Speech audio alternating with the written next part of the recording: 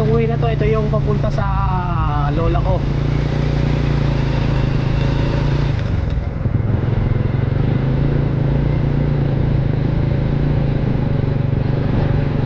Actually sa lugar na to, umalis kami dito ay ako'y grade 3 pa lang.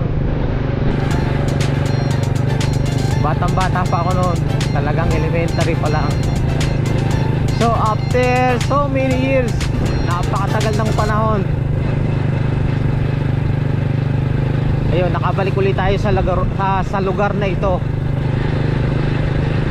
Kaya ibinidyo ko rin. I think this is not so important, but I want to record this as my what do you call this?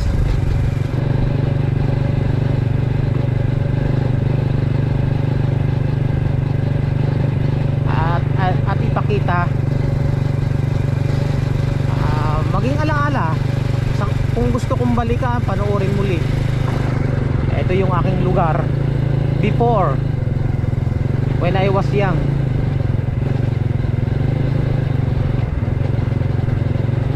Actually yung bahay ng lula ko ron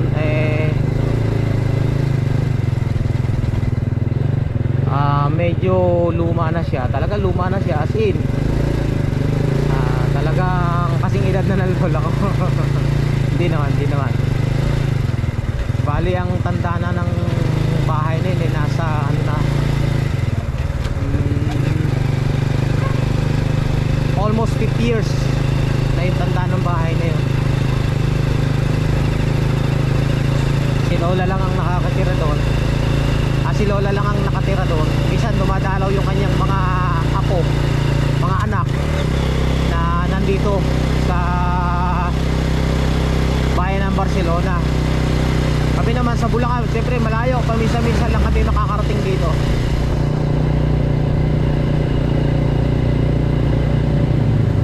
Ako gusto ko tong lugar na to kasi malinis, sa hangin, nature,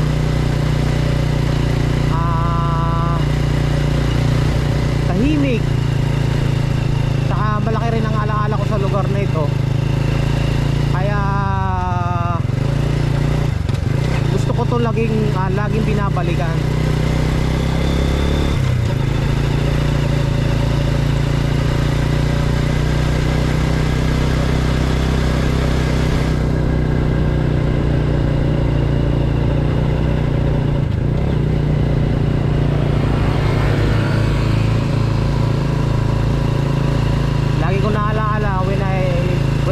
Young, from our home going to the sea, at least 3 kilometers away from my home, we were walking going to the sea para manghuli kami ng mga mga seashell, mga isda, sea grapes. Yan yung mga alaala ko dito sa lugar na ito, sa Santa Cruz. That time itong road na to is a little bit run down. Talagang rough road, sira-sira. Ngayon sementado na. After so many years.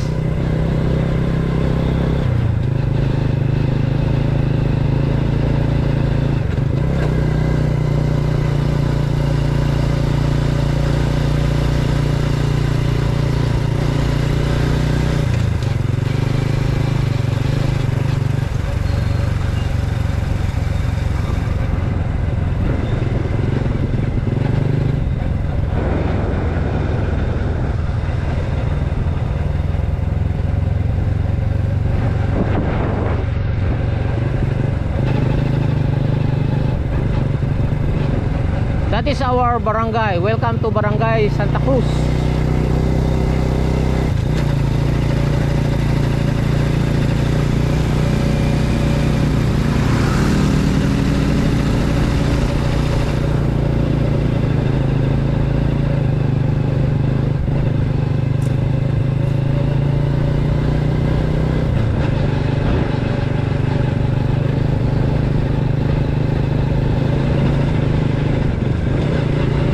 Filming this from the Kalabuto going to here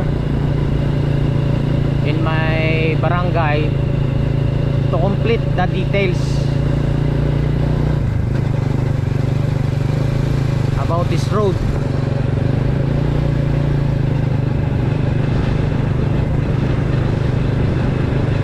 What kind of surrounding we have. Just like this, there's a lot of coconut tree here. There's a big tree on my left side.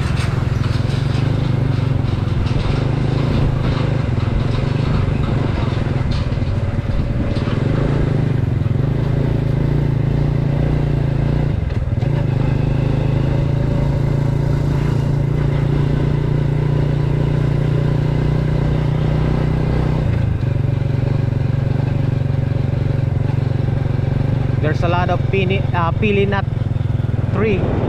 Ang daming pili rito, sarap kaya niya.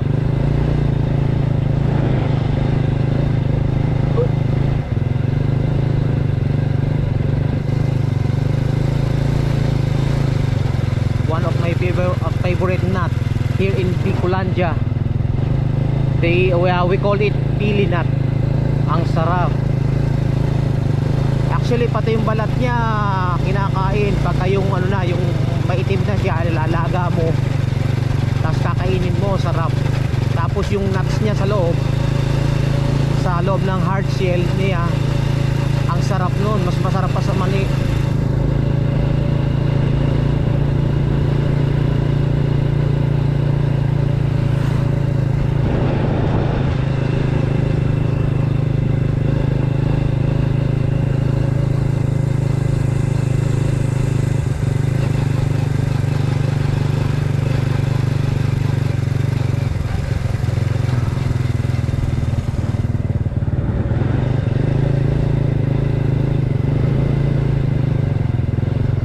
Minsan, diyan kami nag-aaral sa bisita na yan nung ako'y grade 3.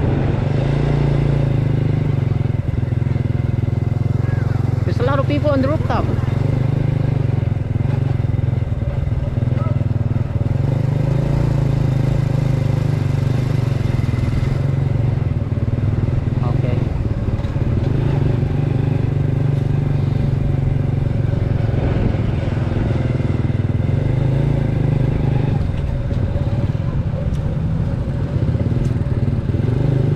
Malapit na tayo sa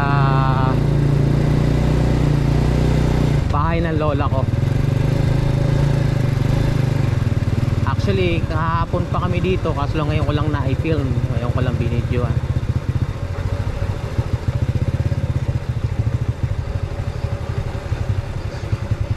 Ito na.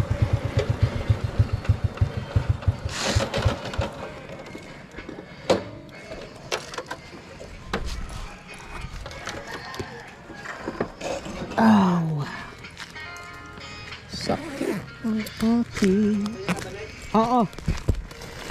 Kaso lang mahal. 270 sa amin ni ano lang to, 180. 150, 275.